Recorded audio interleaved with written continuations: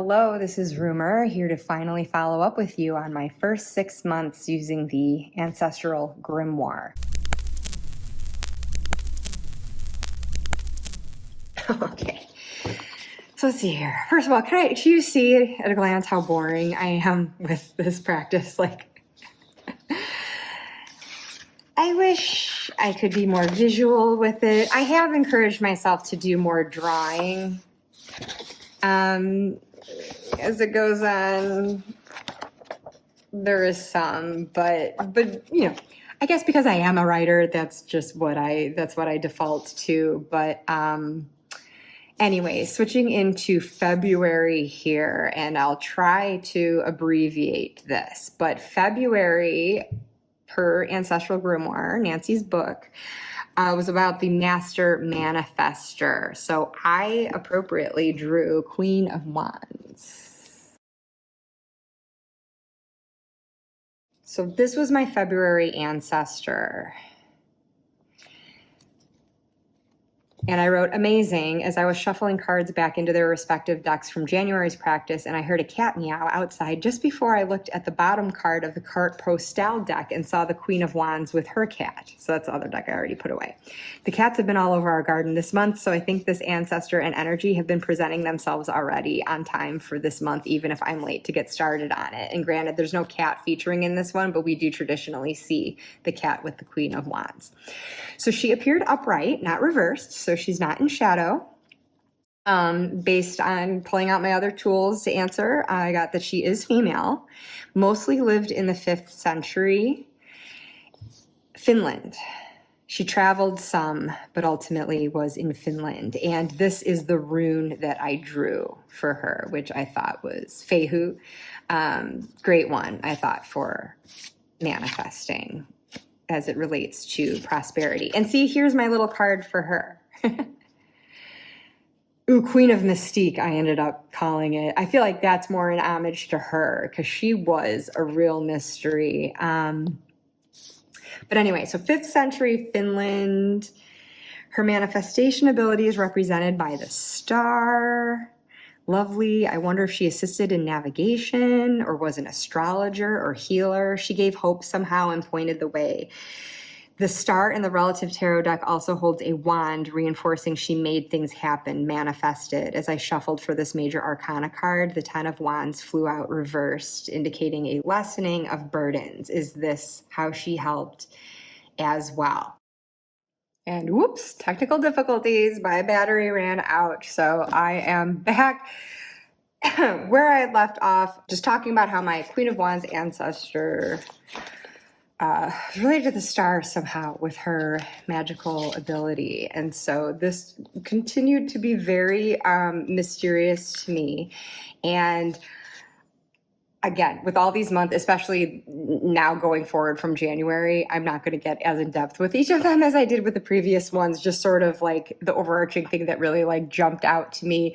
Not even with regards to my magic specifically, just whatever I found like most compelling about that month, because as it unfolds, it's really fascinating. I feel like I've been even more fascinated beyond like how it even applies to me in any way. It's just been interesting because it's like I can try to research, learn more about what this ancestor's life might have been like at a certain time, at a certain place. If I can get any more insights into that actual person and their lived experience, then there's the level of tying it back in with myself and how I can apply this all today for my own needs. And then just like the overarching historical research of a certain time period and place.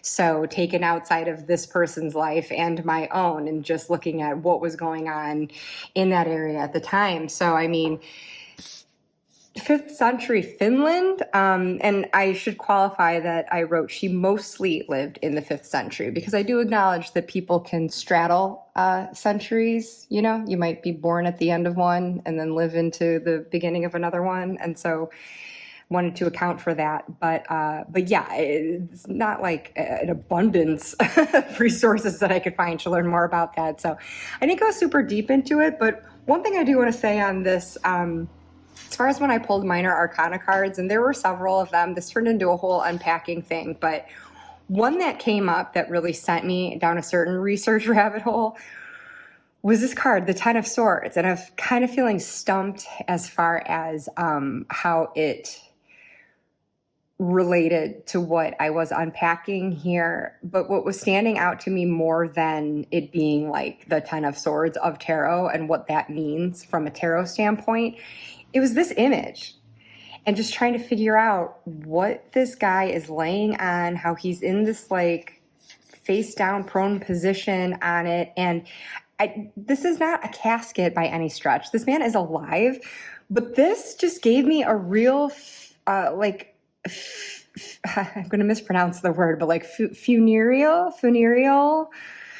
a funeral related sense. Like, I don't know. It made me start to wonder, like, was her magic somehow related to death rites, death ritual? And so I ended up researching like 5th century Finland, if there was anything that I could find on burial rituals. And I did end up finding this like study of burial plots that had been found in this region and were dated to this era. And I didn't read it all from start to finish. It was very detailed, but I did find a section about where they would find people buried face down, and the anthropological thoughts on like why that might have been the case, if that was like someone buried meant to be dishonored in their burial. There were different ways to look at it, but I did learn in the process that there were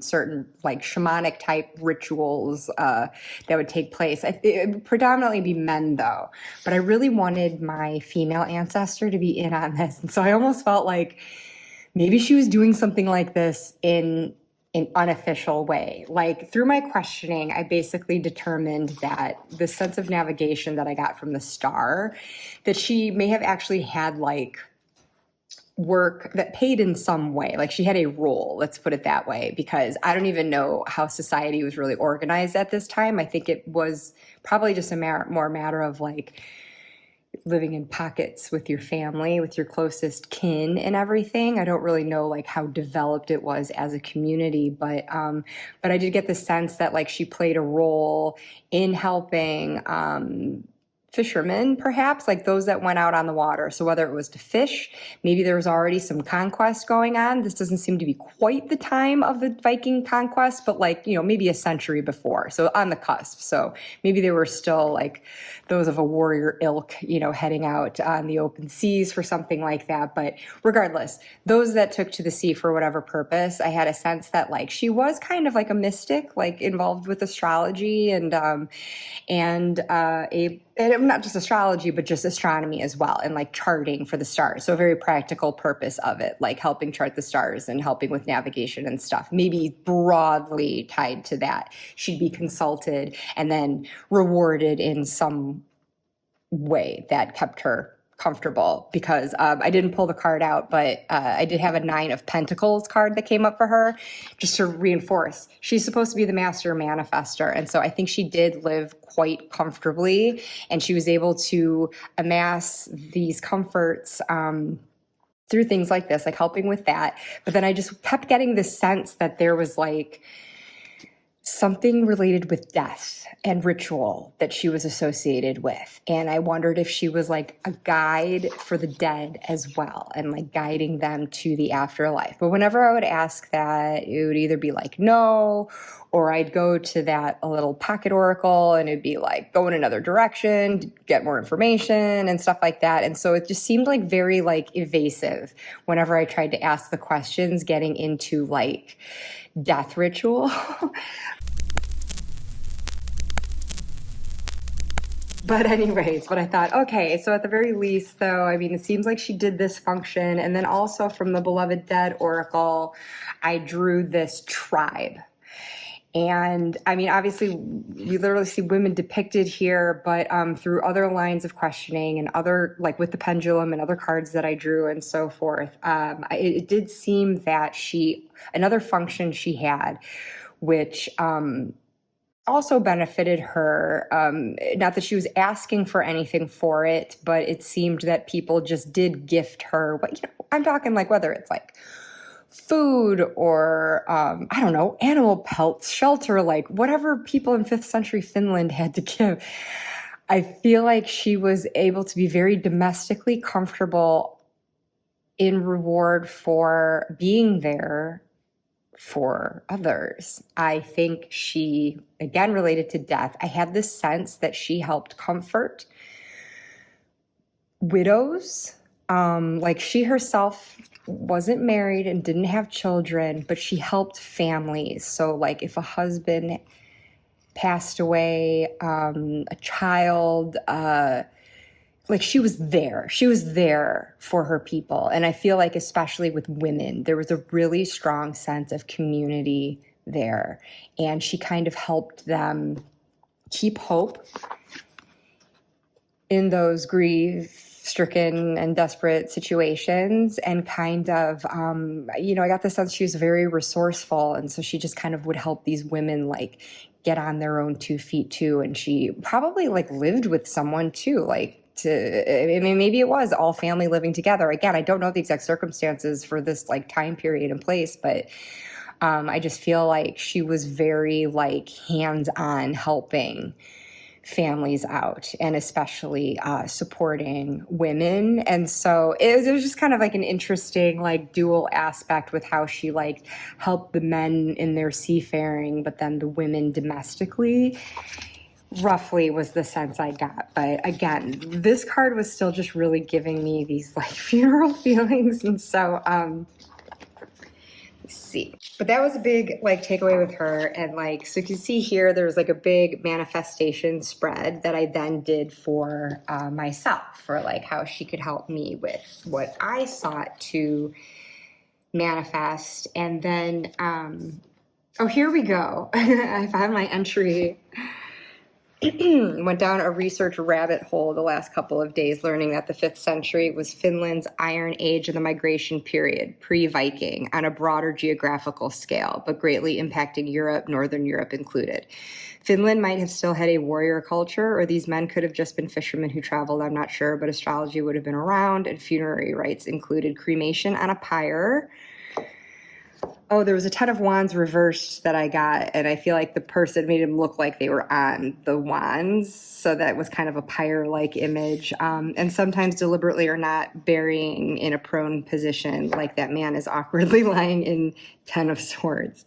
So I wonder then if possibly my ancestor assisted in these rites, supported the widows and her family this way. There's little documentation for that time versus that found for other nations, but it makes me curious about women's roles in such rituals and domestic practices, and if she assisted the dead in their journey to the afterlife. So that just kind of reiterates what I had proceeded to say.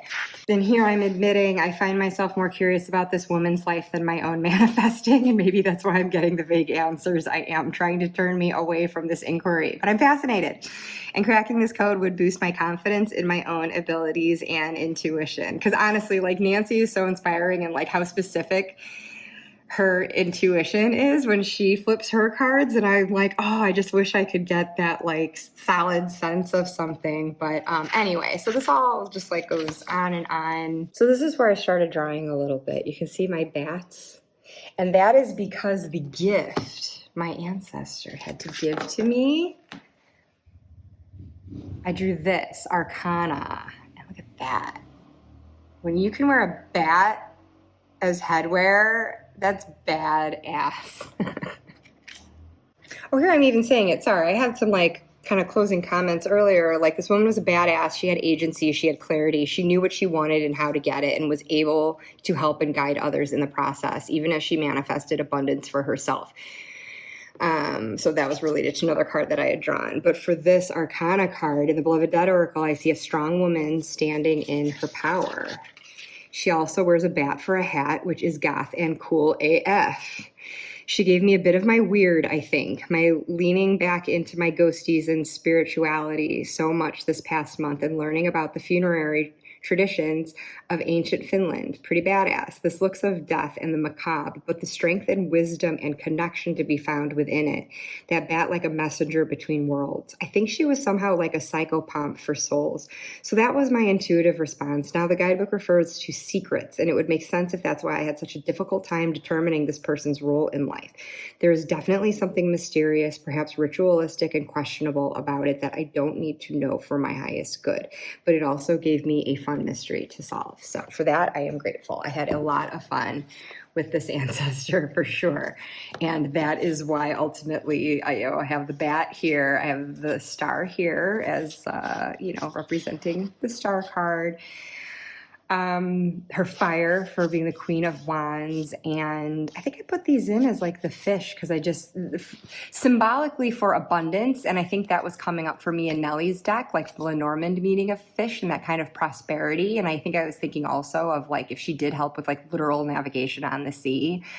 And then I've got like a little upside down Ankh here. Just that sense, just that little hint that like I feel like she had something to do with death rites, but it just was not coming across and it just seemed like I wasn't meant to know.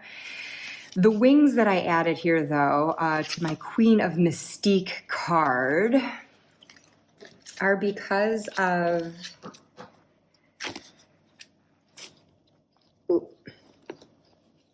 I had done a reading for myself. And for something about the manifestation magic I've inherited, I drew justice. And at this point, I was using the runic tarot because it was the closest thing I could come up with for this culture. And I get it. Finland, this is Norway, Vikings, slightly different era, like not the same thing, but I felt like geographically this was the closest I could get. And I thought, well, maybe some of the lore, some of the mythology is similar, if not borrowed. And I have since researched this more and learned that Finland does very much have its own lore that is quite separate from Norse mythology. It is not the same, but I think there could be some overlay, and there's also influences from mythologies from other countries as well. But it does seem like it's got its own thing. And apparently there's a resurgence in Finnish paganism these days, so that's interesting. So maybe there will be more information available as I'm seeking it. But anyway, I had drawn this judgment card and thought, oh, cool. I liked seeing this Valkyrie. What did I have to say about it, though, at the time? Oh, because I was saying that this woman's magic lay in clarity of mind and purpose, cutting through the crap without getting mired in emotion. Oh, that was the thing that definitely came up. She didn't seem to be very emotional. She was just able to make decisions. But that being said, she showed up for people. She was there. So ultimately doing a good thing. But she could have been doing it for her own manifestation purposes, for her own comforts that she got in return. I don't think it was all entirely through the goodness of her heart. But overall, a good person and was still doing good things. But anyways, she was clear on what she wanted and attained it with a warrior spirit. My magic lies in this discernment too, like a Valkyrie deciding what or who is worthy in order to fulfill a higher calling. I love this image of such a fierce and winged creature, beautiful, graceful, her fierceness in that grace, compassion. And the, is that a Thawa? Above her head, end of a cycle, planting seeds for that new beginning. So I just thought that was cool, and I kept this card out ever since February to keep with a little manifestation jar that was one of Nancy's activities. As you can see, I won't get into all the detail here, but here's a little drawing I made of it. But I've got my list there of what I put in there and why, for what I'm looking to manifest with my projects this year. And so I just kept that with that. I feel like that kind of discernment really does help me just remember how to stay focused on something, what to kind of leave behind the kind of bad habits or bad patterns that can derail me, to help shed that, and just really culling and honing in on the thing that will help get me to the next level with stuff. But anyways, then the wings on this also, obviously with that, but then also the last activity of this chapter, Nancy has us choose from a goddess deck of our choice, to look up our goddess lineage. And I got Freya. Which I just thought, I loved seeing those wings side by side. Not the same mythological figures. Yeah, I know. But isn't that just gorgeous? And I was actually like, what? For real? After a month working with a Northern European female ancestor, I drew Freya. Or rather, she flew out with those wings of hers. As I shuffled my goddess deck, I of course thought of her and thought that would be fitting, but no way could it actually happen. When a clump of cards flew out, which I disregarded because there were several, yet as I picked them up to return to the pile, Freya flew out of the pile, demanding to be seen. Her wings directly echoed the winged Valkyrie of my manifestation magic. And all along, I've felt the star card of my ancestors' magic.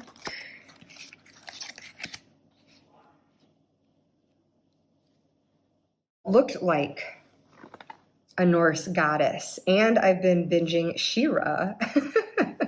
So yeah, I remember thinking through this time as I was watching She-Ra, you know, She-Ra's helmet's kind of like that. And I'm talking about the new one. I have seen some of the old ones since then, but the new Netflix She-Ra is awesome. That, oh my God, that reboot kicks ass. I love it so much. But anyways, I was looking at She-Ra and just thinking like, she looks like very Nordic goddess-like. And again, Nordic, Norway, not Finland. So I want to be clear to you that I know the difference. And I know that this is not a Finnish goddess, but as far as this deck, as far as I'm aware, I think that this is the only like Northern European goddess like that would be from Scandinavia like that. So the fact that like not only would she be the one that I picked, but again, just like the Beloved Dead Oracle works for me, where it just seems like it's being chosen for me. This like chunk of the deck flew out, and as I was picking that up to put back in, she individually flew out of that smaller chunk. So it was just like, okay, this is my goddess lineage. And when I'm saying goddess lineage, Nancy describes it better, but she's just basically thinking like she believes, you know, at one point all goddesses were women walking this earth, and we have all descended from one or the other. And yeah, so that's mine. So she comes with the tagline sexuality, which I really like as like just the passion and the fire of that. It's very fitting for wands. It's very fitting for like sacral chakra energy that I need for my manifestation. And so I just like really all around loved the experience that I had with this ancestor. It was really special. Like for as vague as I thought answers were, she was the one I felt like I was getting to know the most ultimately. So anyways, all right, so March, we get into magical healer. And for this, I took advantage of my phone needing to recharge to actually get somewhat organized and draw some cards in advance. So for this, I got the Page of Cups, to which I wrote, you know, I could use a little levity right now. So how wonderful to see this delightful page. I'm getting a sense that their healing came through not taking themselves too seriously and lifting others up through humor and creativity and childlike spirit.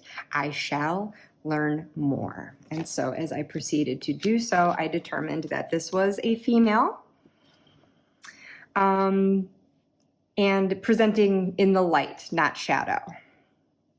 She lived in the 18th century, was born and lived in Australia. It seemed like when I was researching places and times, it was always like a very significant period for that region. And this one was definitely no exception, because I'm thinking 18th century Australia. Okay. You know, I'm asking like, was she Aboriginal? But no. So then when we're thinking of like how Australia had people coming over from other places, if she wasn't from an Aboriginal family, then is this someone born in Australia as a result of imprisonment, prisoners that were sent over there? I'll get into that more in a second, but just for like the preliminary stuff, her personal healing challenge is the Tower. And I wrote here, I wonder if this is why it seemed difficult to get an answer on Australia. It felt like something she was wrestling with. Yeah, so by this point, I had decided to create this pendulum board. Where is it now? At the back of my grimoire with the continents. And then when I get to a continent, then I just start to like name off some countries to see if I can narrow it down from there. And yeah, it did kind of seem hard to like kind of non-committal answering that, but then she wasn't answering for any other one. So I felt like there was a real like mixed feeling about national identity. And for the reasons I stated before, where I questioned what her origin might be as far as her lineage, that would kind of make sense if it was, if she's born in Australia, but born to people from somewhere else and not of that land. So as I continued to ask for some details on her healing, pulling from the minor arcana, as soon as I saw the Six of Swords, I was like, okay, so this Tower, like there is this uprooting Six of Swords traveling, having to go one place to another. I just immediately thought relocation. And I have very personal reasons for intuiting that straight away as well. But sure enough, as I did a little bit more digging from the Beloved Dead Oracle, I got sovereign. And I thought, well, first of all, I think those coming over to Australia, largely from Great Britain. This is Victoria, who was, queen of the 19th century, not the 18th century, but the monarch of the land that this ancestor's lineage would have come from. But aside from that, just that word sovereignty and having one's own sovereignty. And when you relocate between nations and are living an expat life, it can become kind of I don't want to say it's not the case for everyone, but it did for me, become almost like a crisis of identity. I mean, I always continued to feel American and everything, but like you also want to feel like you're home where you are.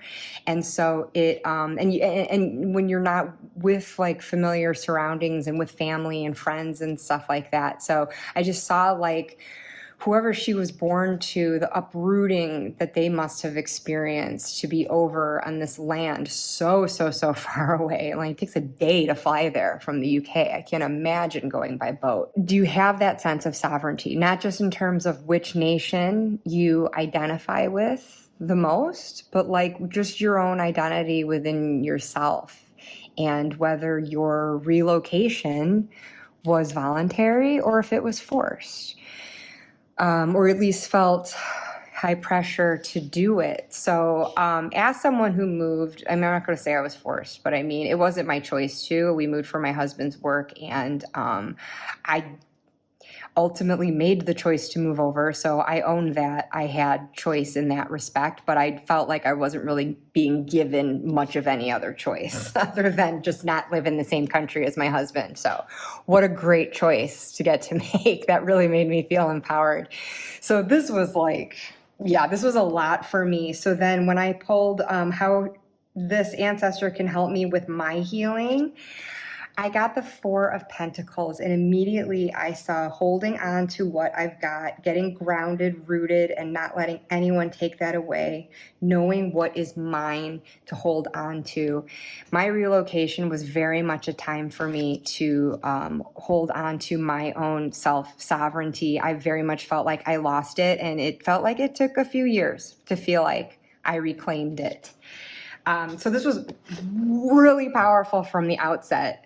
So much for like levity. This whole scenario, like whatever the scenario might be surrounding this person, and then like what it related to with relocation and like what that means for me personally. It was just very, very powerful from the jump. what was neat when I drew more cards from Beloved Dead for myself, I wanted to see something more about me and my capacity to heal. I got one of those active love cards that said forgiveness and faith. And I really took that to heart. I wrote here, forgiveness and faith has been such a major part of my healing as an expat and getting over my resentment towards my husband for instigating it rather unilaterally and stripping me of my personal sovereignty. Anyways, once again, there's like spreads that go with this, learning more about my own personal healing abilities. Going forward with that reading, I was getting a sense that like from the experience that I had of this like upheaval of uprooting and having to go somewhere else, how you then have to take that mental journey to follow, to go from the mental unrest that the upheaval causes to begin with and sail into those calmer seas and go somewhere where it just feels less toxic, more healing, and so forth. And so anyways, I was kind of getting the impression with my own personal stuff that like what I've learned from this experience is something that I can impart to others, whether it's it doesn't have to be an international relocation, but just any kind of journey, literally or figuratively, that someone's taking, from here to there, just having like intuition and empathy that I can offer there. And so that was kind of the gist. Ultimately, I did get interested then in this ancestor and what this history might have been, again, just given 18th century Australia, and if this was not the child of someone of the land, but was born there. Here were some of my speculations that I came up with. So I was doing the reading for myself. I did carte postale. I did a reading, how can my ancestor help me? I got this. So I speculated on what that meant for me in the context of my reading, but then I went forward with that just to say, seeing the plucky boy in the Seven of Wands, I see the little firecracker this kid had to be when no way was life easy in 18th century Australia. I just kind of saw this like little can-do attitude, and that's maybe where that levity did come from. Just having like a good attitude, having a sense of humor, making the best of a difficult situation, I feel like was this ancestor's ability to heal. And I did sadly find out that like this was a child, like passed away as a child, and that absolutely broke my heart. But I feel like she had a lot of life in her while she was alive in that incarnation anyway. So just went on to write, I don't know if this child was transported as a convict, because that happened. It sounds crazy, but no, kids were transported too and imprisoned. Boys and girls, or daughter of an authority figure overseeing this penal colony, or if it was someone born to a convict / official during that time. Because, I'm thinking of the people that would have relocated over there to actually, the families that would have come with those who needed to actually like guard the facilities and run them. So it's not just the convicts themselves being brought over. Okay, let me start this again because I keep interrupting myself. So I don't know if this child was transported as a convict or daughter of an authority figure overseeing this penal colony, or if it was someone born to a convict / official during that time, in or out of wedlock, wholly European or part Aboriginal. Any questions I've asked trying to pinpoint this leave me with indirect, vague, or no answer. So again, I think this girl just doesn't want to talk about it, and maybe she doesn't even fully understand herself. But the recurring themes have been a sense of uprooting, movement, displacement, and no clear national identity. Not Australian, but not of her family's country of origin either. Either way, I do feel she had a certain sense of self. Something she had to assert for her own sake and possibly others to heal the wounds caused, very likely, by this punishment by transport, the separation from family and country that came from that forced migration, and my own healing centers, of course, on I'm referencing the death card. I must have pulled the death card in this reading. The endings I've lived through and have been transformed by through literal death of my dad, but also relocation and all the change that continues to ripple from that. My biggest fear about relocating in the first place and being separated from family and home. Oh, And from the Southern Gothic Oracle, for the second time, I had drawn the Mothman from the Haunts expansion for this oracle. Keywords: separation, transformation.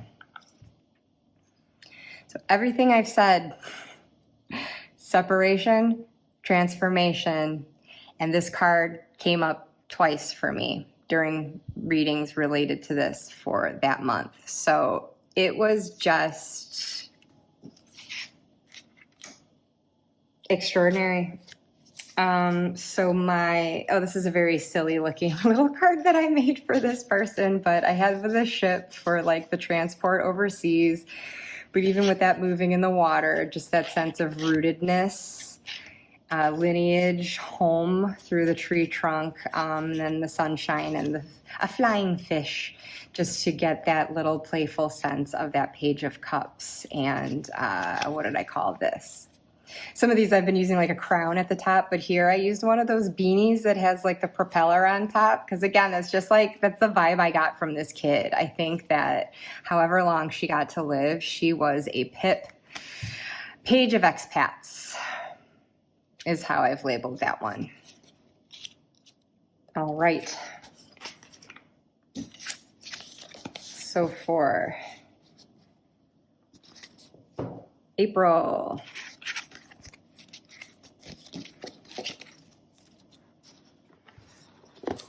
Land Whisperer. And how fitting that for a focus on land magic, I got the Knight of Pentacles.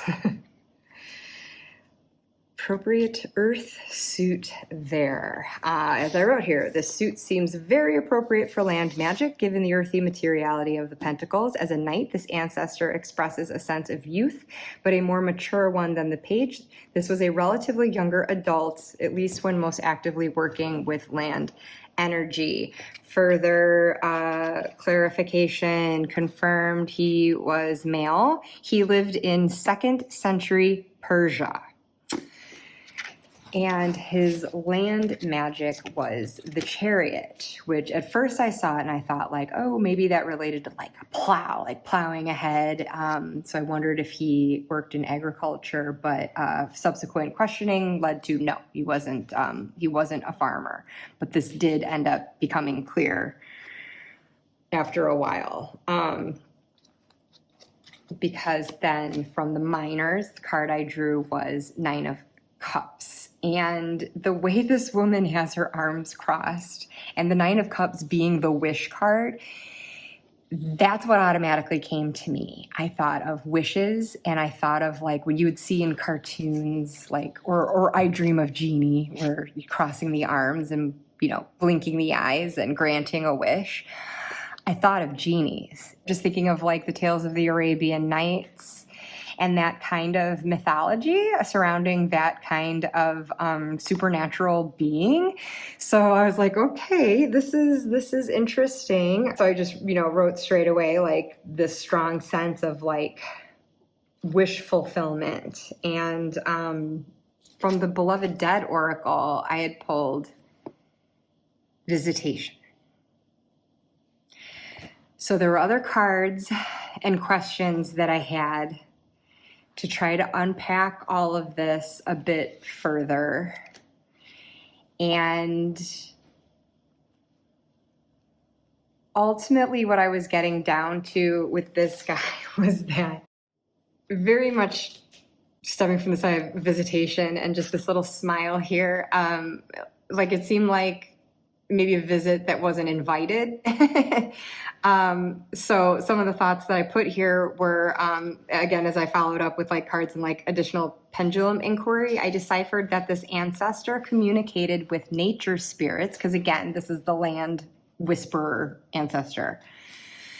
And these spirits came to him. He did not call on them voluntarily. They were not benevolent, but malevolent, mischievous, though they had the capacity to do some good too. They would grant his wishes so he wouldn't have to work as hard, but their help could be harmful. So I had also drawn an 8 of Pentacles, which got me relating this to like his work. So, okay, so the gist of that being then, kind of trying to get out of some work, make things a little easier, get a little more prosperity for himself, kind of take an easy way out. And that might have been how he was working with his land magic. So I forgot to do like a reversal, but like ultimately confirmed that like, yes, he was presenting in shadow. He's not proud that this happened. But that being said, he didn't invite these beings in to this transaction. They just kind of came to him, probably sensing what he wanted, and then offering their help and maybe even granting exactly what he asked for, but then it becoming a watch what you wish for type situation. That's what I ultimately got the sense of through this process. And again, I'm getting this through much more than just these cards. Like there was a lot more questioning that I did. So to follow up with this, I wrote here, I did some research into Persian spirituality, which pointed me toward, and forgive me, I forgot to look up the pronunciation. Is it Zoroastrianism or Zoroastrianism? Zoroastrianism.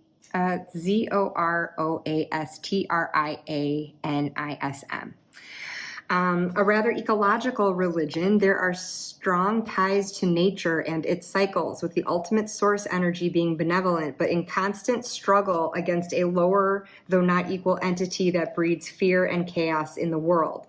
Associated with this lower being are devas, akin to demons and able to stir up tempests and such as part of the chaos they can wreak and influence.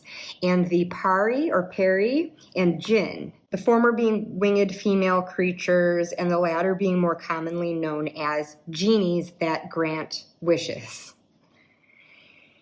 This far back in history, when this ancestor lived in the 100s, these lesser non-human beings wouldn't have been considered outright evil necessarily. That came later when they were regarded as demonic. So, yeah, they're not necessarily demons. That just probably was like a Christian association that developed in later centuries. Originally, though, they would have been relatively neutral, yet arguably as much hindrance as help. Tricksters, pranksters, and the jinn might grant a wish, but do so knowing the outcome won't be as expected or desired, or they may even add a little nefarious twist to it themselves, and these interactions with humans were transactional. So completely reinforced what I was thinking, getting these cards. And then the clarity that was ultimately given to me on this then was this sense of like, you've got the white and the black sphinxes there, and, you know, the chariot. There is this like wanting his will to be done, but then having to negotiate those directions that you can go and how you get somewhere. You can take the high road, you can take the low road, and you might be constantly negotiating. There might be the pull between the two and just kind of trying to moderate that to stay the course. So I just saw that kind of echoing that sense of like neutrality of this like cosmic view of this Persian spirituality. We're like, there's that neutrality, but that sense of like a higher being and a lower one. And then in working with nature, you know, you may have these benevolent entities, but then those that do mean ill will, or those that are just kind of in that trickstery type of neutrality. Like they're not evil, but they might play a prank on you. And so it made sense to me then that why with the pendulum, like it was saying like, no, they're not benevolent.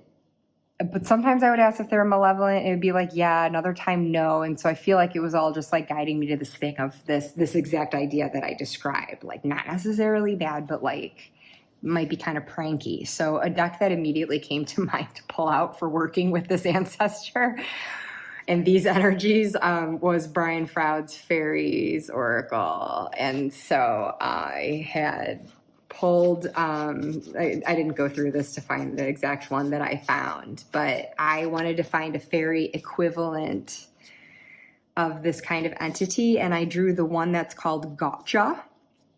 Though not directly the same beings, I felt compelled to draw from the Fae one that would be most similar in nature, and this seems to be the Tower of the Fae.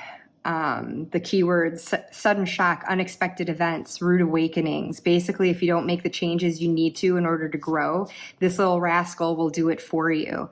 He says he doesn't enjoy it, but do I believe him? This is quoting from the guidebook.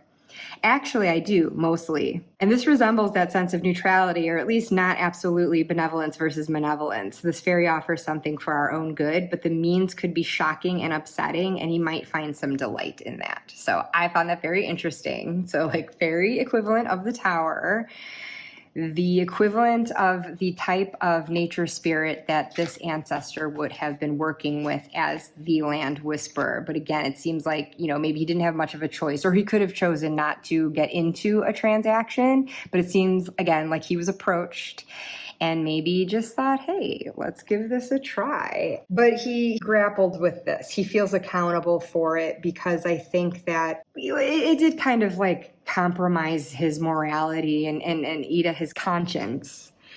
So I've got a thing here where I wrote, in light of all these cards and continued pendulum conversation, I overall get the sense that my 2nd century Persian ancestor lacked direction and willpower, which made him easy prey for Pari or the jinn-like spirits who came to visit him.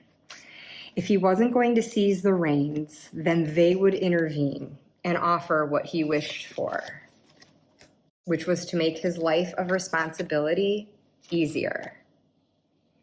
But this was a case of watching what you wish for. It came at a price, though I'm not sure if the outcome was ultimately more harmful or helpful. I think he did benefit, so doesn't necessarily regret working with these land spirits to direct his will, and he did strengthen his own will as a result, but it wasn't getting something for nothing, whatever he owed in the transaction and consequences he faced. I think it was a constant negotiation between taking the higher, hard-working good path and the lower, easier bad path, that challenge to harness the land energy and channel it towards what he desired in constructive versus destructive ways.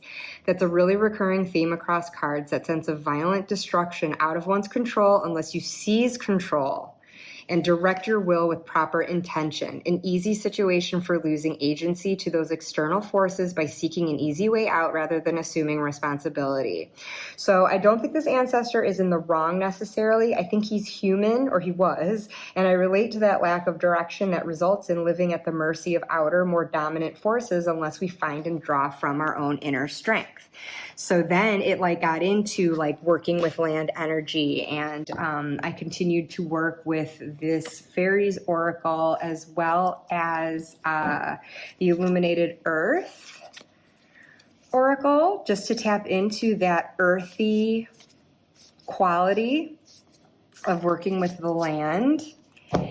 And I also got a feel for the mystical shaman. It really brought that quality too. And oh darn it, I'm seeing here that I also worked with the Majestic Earth Tarot, and I forgot to grab that one. It's upstairs. But yes, the Majestic Earth Tarot, obviously great, the curated deck with lovely artwork depicting landscapes of all sorts. And that's a wonderful deck to work with when you're trying to tap into land and sea energy as well. Yeah, sorry. I forgot to grab it. But for this reading, though, this first one that I did, working with land energy, the card that I drew from the mystical shaman was Earth. I just thought it was so beautiful. And I just wanted to share that. So that was a whole thing. Won't get into the nitty gritty of that. As wordy as I'm being about all of this, honestly, I am editing so much out. I'm definitely skipping over like a lot of the work that I did. But one awesome activity Nancy suggested, like if you wanted to, I mean, I guess you could actually like go and walk around your neighborhood to do this, but you could also like draw a little map of it and then hold your pendulum above it and then ask, like, just ascertain at different places, like where you live and around your block, where there was like positive energy or negative energy. And so I did this. I went all the way around because I was so curious. So I concluded that generally it looks like most of my block enjoys positive energy, except for the north end where it's more built up. And there's a hospitality business on the street. And so it seems like the houses on either side, that land there is positive, but it's more negative where this actual sort of like short stay facility is, which I determined it wasn't because anything bad happened there. It's just really just like the transience of it, that people are just constantly in and out, in and out. There's no one that's really like there and just kind of like nurturing the energy consistently. There's more negative energy around the train station too, but there's a park nearby that luckily is good. And the house, or the land that our house is on, seems happy. So I was happy to see that. And there was so much renovation that happened next door to us in the last few years. I was really curious about that. And to this day, like they've long been done with the house renovations, but the yard was completely dug up in the front and the back. And that has still not been landscaped after it's going on 2 years now. And so I was checking in with that land because I do think it's kind of sad, but it doesn't want me to feel bad for it. It's not wallowing in it. It has faith that in time it's going to be cultivated and loved and thriving and lush. And I'm going to hold out that faith also because that's something I've bellyached about so much. Like I got personally invested in that only because they used to have all these big, tall, old, beautiful trees that I very much enjoyed. And I enjoyed all the birds and all the life that lived around it. And there was an apple tree that was just always like full to bursting with apples. And they cut every single tree down. Every single one in the yard, front and back, they chopped down while in their prime. And yes, I know it's going to help their grass grow better, but they haven't even planted grass. So there was this old, beautiful holly bush that extended over onto our side. And it just created this little sanctuary for me. Like there was this little area of my garden that I just kind of regarded as like a little grotto where I would pray to Mother Mary because I just felt like, oh, she was there. That Earth Mama energy just came so strongly. And their bushes, including the holly, like was part of that. And so when that was ripped out, I literally cried. So I do feel very invested in the land around here. I'm very like connected with nature and yeah. Anyways, so I had so much fun doing readings then on the land, like using cards and the pendulum from that point. And then she showed this other activity that you can do where you can like see your chakras, like how they're moving, if they're like blocked or in flow. And so the different colors were to represent the different chakras, but the lines are when they're like blocked. And so as I wrote here, ouch. Because that's what, 1, 2, 3, 4 chakras that were blocked. And I think there was only like maybe, a couple of these that were running okay and the other. But as you can see here, this was in April at about 5:30 p.m. So anyways, that was just one chakra check. But I thought that was so cool. So that was an exercise that was then transferred to then the land. So you can check your land's chakras or anywhere if you want to, any place where you're kind of feeling like, ooh, a bad energy. You can get out your pendulum. And I think it was like, if it was... clockwise, I think that it was in flow. And if it was going reverse, it's kind of, it was, I think like overworking itself for some reason. And then, and if the pendulum just swings side to side, then it's a blocked chakra. So you can like do it to gauge like how your local land is feeling or like a location of your choice and gauge which chakra it seems to be affecting. And then like have conversations with it basically to see if there's any healing that you can offer to it, but to ask its permission first. Again, it's like with the ancestors, like free will. Don't force anything on anyone. So I did this whole process of like checking the chakras of my yard and like in the immediate vicinity, and then asking like if they wanted me to offer prayer like with my rosary, because I feel like Mother Mary is in the land as an Earth Mama. And or if they wanted me to like send some sort of like visualization healing for that chakra. And so like I kind of let these different areas that I focused on answer through the pendulum, like yes or no, if they wanted prayer or chakra healing. And it's kind of neat. It made me feel very connected, and I really went balls out with that one. I really just found it super, super fascinating. But I was also definitely doing readings to determine if there were any like tricksters in the area, like the nature spirits. I was just kind of gauging like, where are they a little more mischievous and where are they a little bit more benevolent? And like the ones that are a bit mischievous, like, is there anything I could do to appease them or just basically leave them alone? And it was really fun having these conversations, I've got to say. It definitely made me feel, though, like tread lightly. I mean, as my ancestor could attest, working with nature is no joke. So anyways, for his card, I just did the stereotypical genie's lamp. But then I also put in these wings to give like a fae, nature spirit type quality, showing roots and speckled, I guess, just for the land magic. And then I don't remember why I had the star energy. Maybe it was about just kind of finding your North Star on things to find that guidance related to that. Put some leaves in to convey nature, and I called this the Night of Wishes.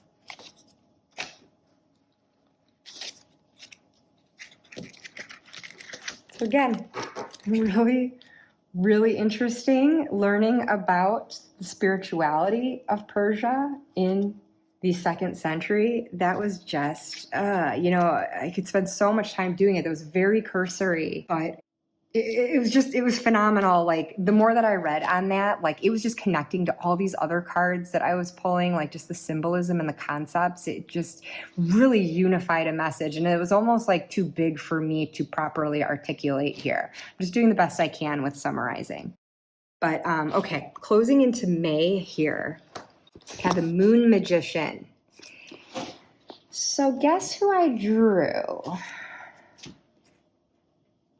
Actually, from the Intuitive Night Goddess Tarot, because for this one, Nancy did specifically recommend choosing a deck that had like lunar energy to it. And so that is a deck that I definitely do feel that way. It looks very celestial on the backs, but I drew the Queen of Wands. And so just for good measure, I pulled out the one from the Relative Tarot. So seeing the Queen of Wands again and rolling a 6 on the die, my D20 die, for her century seemed so close to my 5th century ancestor that before inquiring further, I simply asked if this is the same ancestor as February, and the pendulum answered yes. So this Queen of Wands is the same one from February.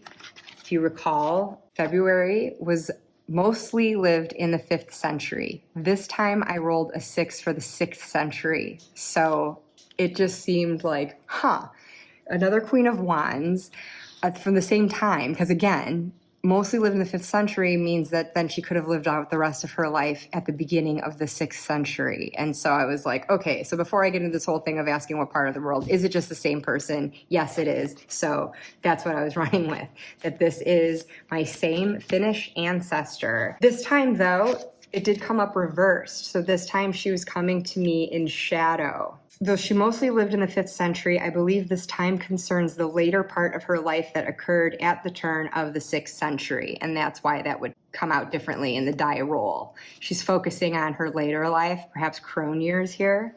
So then I was just saying like how I had this representing, but I feel like it should be meaningful pulling her from this deck and what different symbolism could be there. So they both have their staffs here. But then with this goddess, I saw she's got her big cats here, a lion and a tiger, but then also this raven here, which lends a shadowy liminal moon feeling. And I can't help but think of Odin's ravens, which, yes, I know, Nordic lore, but perhaps some of this translated to Finland. And I honestly, I don't know about that, but it definitely made things feel a little like bit more shadowy and less fiery than like that first time. So how her magic will impact my life, I drew. It's the Tower card, but in this deck, it's Revolution. So that gave me a really different kind of feeling on the tower. So what I wrote was, I see it helping me to make big needed changes as well as cope with those tower moments I can't control. Either way, liberating me. So it feels a bit more empowering to me than the tower sometimes can. And then indeed, the Bohemian card that I pulled from the Beloved Dead Oracle looks free-spirited, creative, and unconventional. So this was a card relating to me. And so these were just two cards I would have side by side, like, okay, yeah, cool. Here's my master manifestor coming back to me at a time I'm trying to like really boost my creative output and so forth to manifest my goals. And now she's just giving me this real sense of liberation to perhaps crack me open even more for that. But this month being focused on the moon, it'd be using like the lunar cycles and the lunar energy. So of note, mostly from this month, I drew more cards to elaborate on this reading, just get a little bit more into like the specific like magic and background of this woman here. I got the sense, as I mentioned earlier, I felt like there was something more that she was not revealing, that was very mysterious. Every time I tried to get around death and death rituals, it just seemed like she didn't want to talk about it. It was very secretive. And so I'm writing this here too. In February, I just felt so strongly that there was a darker, mysterious side to her that wasn't being shared, even though it was hinted at for some reason. It doesn't perhaps relate to the more positive manifestation magic she used, which we focused on in February. So now this month's focus is more appropriate. So I drew from, the Oracle of Oddities and Memento Mori, and I got cards from that ultimately, long story short, and I'm going to try to find my notes on it. Okay, never mind. I can't find it. So I'm just off the cuff going to relate what I kind of was able to discern here. And for the record, before I made this video, I asked each of my ancestors through the pendulum if it was okay for me to relate some of these details that I learned about them. And they all said yes. So I did ask for permission before sharing things, because especially with these ones that presented in shadow, I just felt like I don't want to be sharing their secret shame if they don't want this public, but it's not like we know exactly who they are, and these were very, very long ago lives that they're not living anymore. So there's that. But anyway, other cards I drew from, again, Memento Mori, etc., Beloved Dead Oracle. I didn't pull everything out now because it just gets so convoluted, but basically got to where, you know what? Yeah, she did... She did do some ritual work surrounding the dead. And she wasn't that psychopomp kind of figure or shamanic figure that I kind of saw as like help guide people to the underworld. But I think she did try to use moon magic to bring someone back. I think part of that original tribe from February that I said she helped out after there was a death. I think that she was helping a family that lost a child, and this was someone that was like a grandchild for her at that point. Again, having no children or grandchildren of her own, but that's how she regarded this child who passed away. And I think at a certain phase of the moon, she used ritual magic to communicate with the spirit of this child and try to bring them back. And she's not proud of herself for that, but she is human, and that's where maybe later in life her emotions did come around more than they were before, where she just seemed to be more like down to brass tacks and getting to work. But maybe that's a stage of life where her emotions kind of overruled sense of like judgment at that time. So that was the gist that I had gotten from that. So she wasn't like thrilled with herself about that, but there it is. So for my moon magic, that is not what I'm looking to do with it. I'm just kind of looking at it to manifest lesser things than that. No, what is that? Necromancy. Not looking to do that, and she's not looking to encourage me to do that. One thing that was interesting though, and oh shoot, I forgot to grab it. Okay, I didn't think to grab the card, but it was justice, and there was a card on either side. Well, here you can probably see in my notes. Had Eight of Wands was to the left of it, and then the Nymph or Page of Wands was to the right. So the particular visuals of this Intuitive Night Goddess Tarot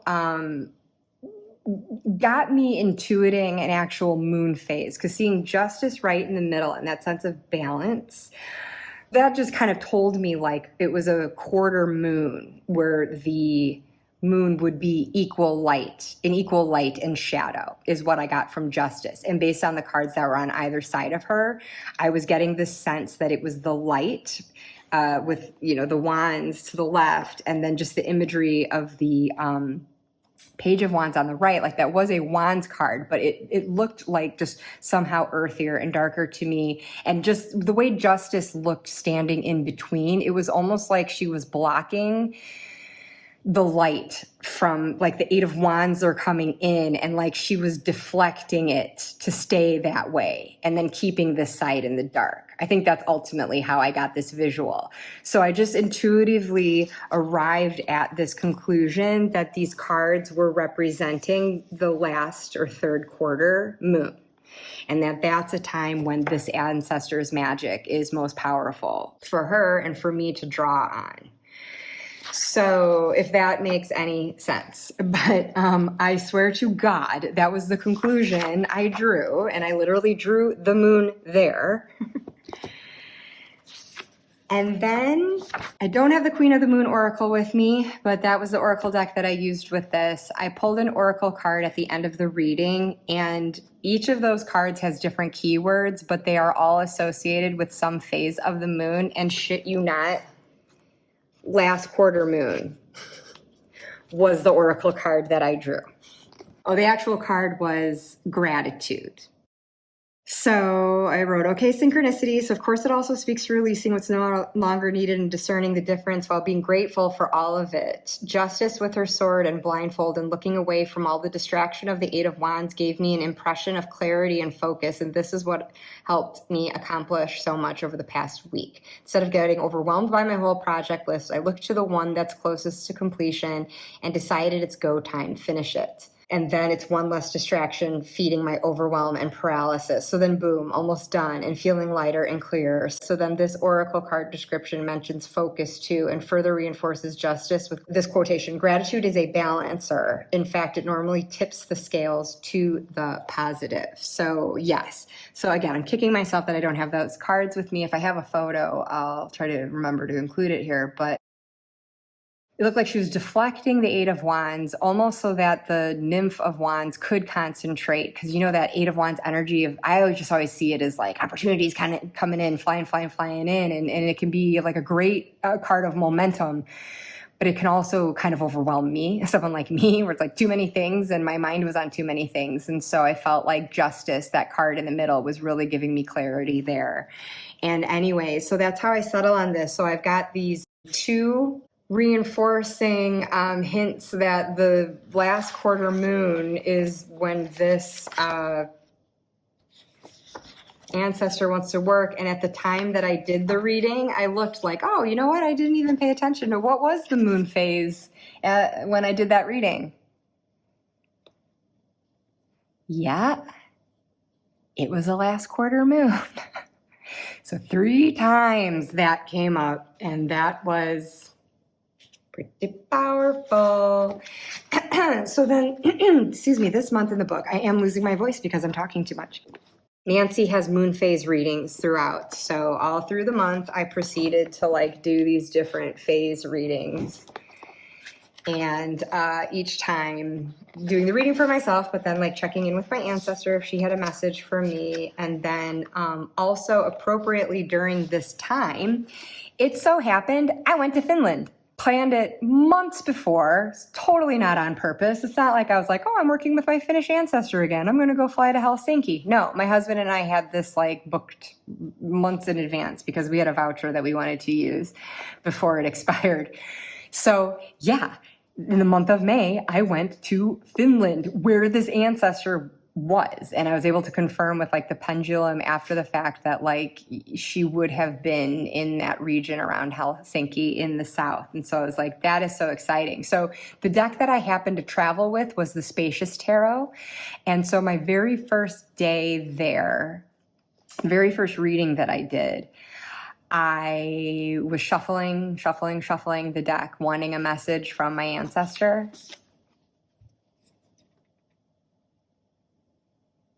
I got the Guardian of Wands, which in the Spacious Tarot, the Guardians are queens. So shit you not, that's the one card I drew. So my message was, she was there with me, and I think she was excited that I was on her land and hoping I would enjoy it there. So that was just awesome to me. So that was like the big exciting stuff for me from May. So here is her card. She gets a second one. This was a twofer with this ancestor, and she came to me for something different. She revealed something more to me, so I didn't want to just use the same little card for her. So here, of course, is our last quarter moon. Here's the sword, the scales of justice to show that balance. I wanted to bring her bat wings back because this was the secret shadowy quality, the mystique that I detected in February, and this is what she was sharing with me here. And why did I put that there? I think maybe that was just maybe supposed to be coins for like manifestation, to show like that's still the quality that she brings with this moon magic, even though she was using it for another purpose. But called her here the Queen of Release, in honor of the energy of the last quarter being release. And it seemed ironically that releasing was what she wasn't doing at that time in trying to like bring this spirit back. It's like she was trying to turn back time and hold on instead of just letting it go. So I think that was a big lesson, takeaway there as well. So then thought that was really neat. Like that's very special that like an ancestor would show up again and like presenting a different side of herself. So finally, to wrap this up, June, Solstice Magician. I got the Knight of Cups. And the major arcana card associated with him and how he used his solstice energy was death. So now looking at this particular death card, I saw conquest. It looks like someone with their nation's flag looking to plant it on another land, looking ahead, pioneering forward, and then stepping on those that came before and kind of trampling them in the dust. Real like conquistador vibe there. So then, sure enough, I proceed to ask my questions with all the tools at my disposal. I determine he is male. He lived in the 16th century in Central America, apparently the Dominican Republic.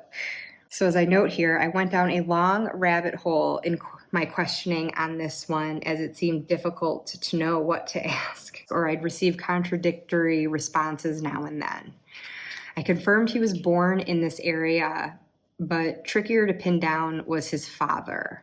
From what I can gather, the father was a Chinese sailor on a Spanish galleon who impregnated this ancestor's mother, but didn't stick around to raise the child. I'm not positive whether this man was actually of Chinese descent or just came from there in Spain's employ. My guess is this ancestor was the product of a rapacious sailor's appetite and ultimately, with his native mother, fell into poverty under the oppression of Spanish colonialization.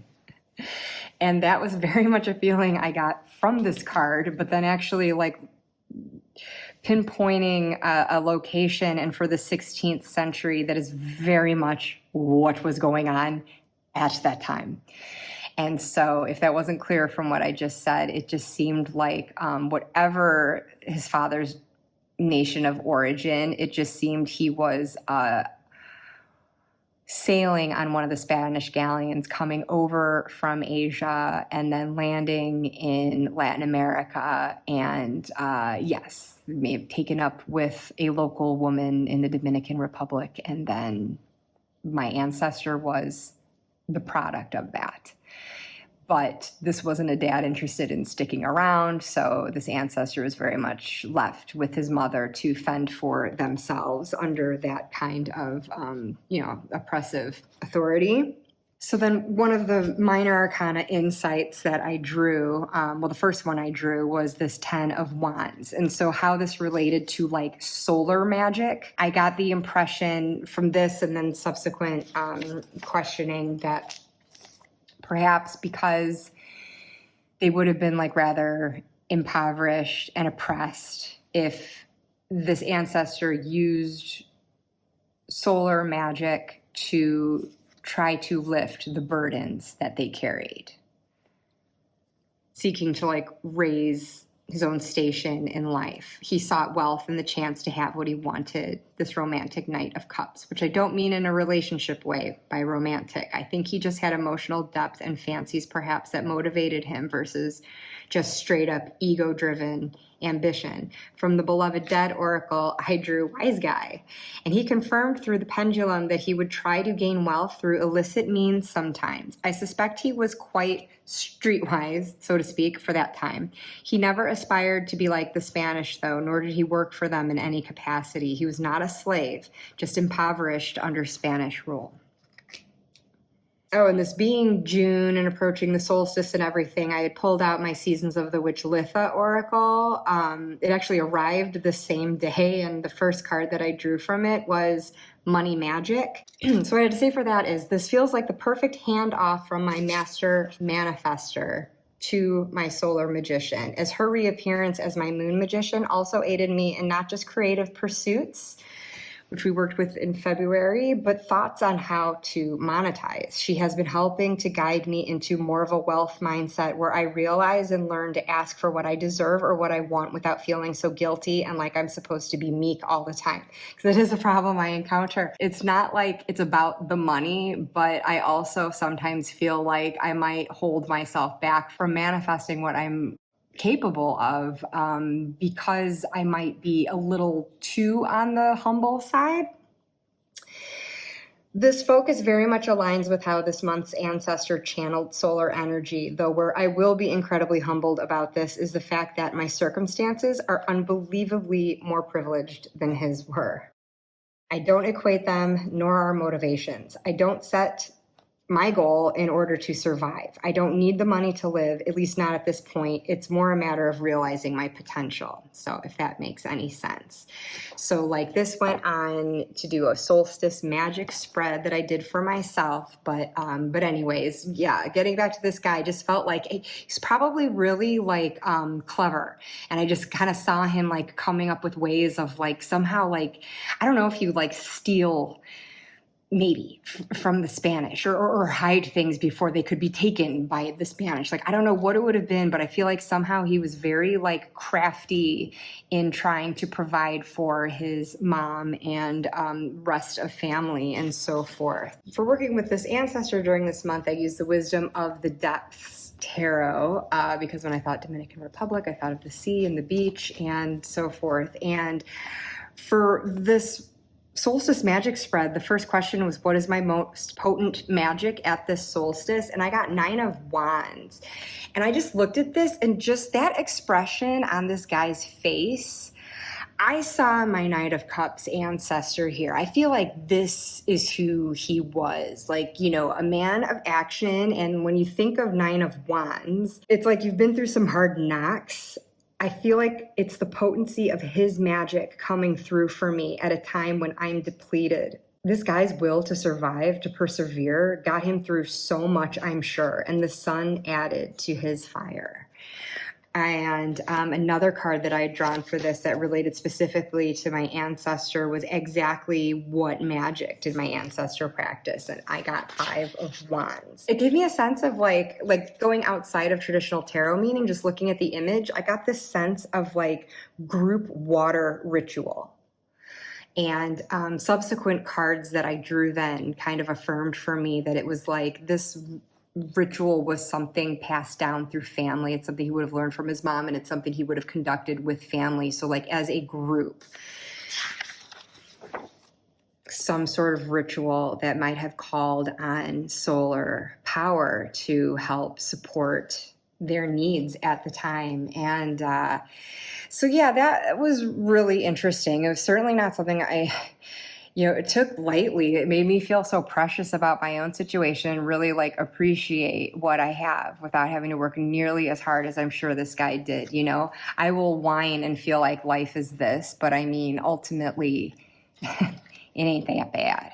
I can't imagine facing a force like this. And just like with my other ancestors that I mentioned before, like that child in Australia, it's just like, holy shit, what people live through, you know? And this is not stuff in the past. Look at all the, God, dumpster fires going on around the world right now and the circumstances people are living in. It's just like everything's on fire right now. And so, yeah, you know, I do this stuff for self-reflection and focusing on, you know, my own little like sphere of life as I know it and everything. But I feel like such a big part of this practice has been getting that perspective. I mean, it's very humbling when you're looking at this scope of time, when you're going back centuries and considering the very full lives lived. Like, it just shows you how it's like, it's not all about now. It's not all about just this life. Like, there's been so much that's gone before. And so I just think it's so awesome that these ancestors are willing to share what they've learned with me, even if I am like applying it towards more trivial things than they did. But this month, just to close here, also entailed a solstice sigil. I took one of these little craft cards and put the sigil on there, and I was traveling to the States for the rest of the month, and so with my sigil I also brought a piece of Congo citrine that I had infused with the intention of this solar energy and the energy of the sigil, and so I could just plop that piece on my sigil wherever I was, whether I was in Illinois or Georgia on the family vacation. And I did do some daily draws during that time, bringing the Wisdom of the Depths Tarot with me. But otherwise, yeah, I would say that's the highlight for me from June. And now that it is August 1 today, as I'm recording this, I have completed July, but I will save that for my next video on the second half of my year with the Ancestral Grimoire.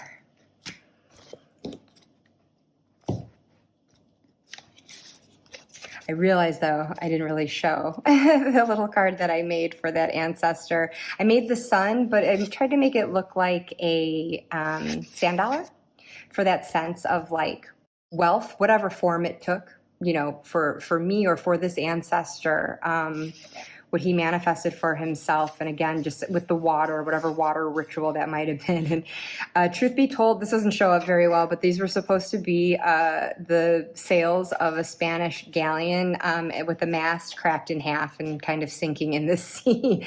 And then there's a little red flag here that's like planted in the center as it's like my ancestor staking his own claim on those who would dare to try to steal what is not rightfully theirs. And so then for this, I called it the Night of Sun. And there was my sigil. And yeah. So here are the first half of the year's ancestors. Symbolically, I totally forgot about the charms that I had shared earlier that I was doing as well. Again, when I do that healing for them, something for them to sit with. So here was the sand dollar that I did use for this June ancestor. I think I had this one for the moon magic because it also had the sun, which showed the fire of my Queen of Wands. But I also had this wing that was representing her from February when I was drawing that Valkyrie and Freya cards. So that is there. Oh, this little fairy is for my Persian ancestors, land magic. And then this was for my little Australian ancestors, healing magic, just that ship for, relocation.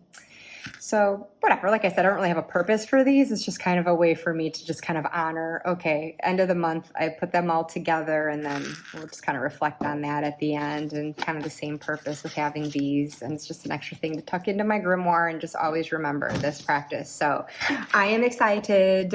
Here was July, just as a preview, was elemental magic. Weather magic. So I did not get as involved in this month, I'll be honest, because frankly, there wasn't, I don't know.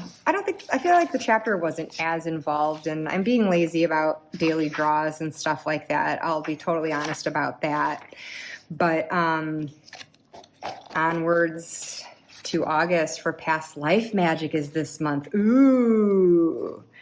So I am going to be bidding adieu then to my July ancestor, offering up that angelic healing, choosing a charm for them, making my little card, and then I will begin this work and meet who my August ancestor is. So for whatever that was worth, thank you so much if you honestly stuck this out with me. I know it got so long-winded. And like I said, I didn't even share like the half of it with you, like the actual work being done through the month. Like there are so many more spreads and readings and pendulum conversations happening that it just was like, it's been really cool. But I mean, to get into all of that, I mean, there's no need for that. But I definitely just was finding my ancestors so fascinating. I was finding their stories so moving and inspiring. And I just wanted to share that with you. And I'm thankful to my ancestors for giving me their consent to share that with you. I'm grateful to them for showing up for me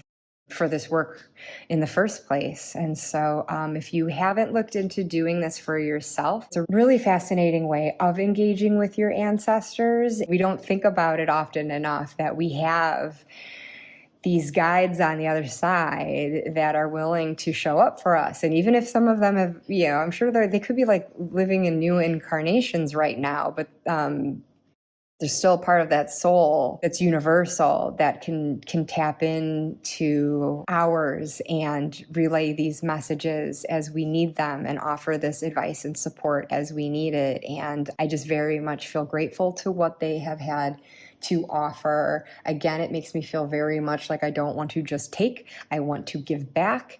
And I would say that's something to consider as you embark in this kind of work as well. Make it, it's a relationship. There's give and take, make it reciprocal in the best way that you can. And I hope that you learn so much from your ancestors if you do this and really step into your own power with their help.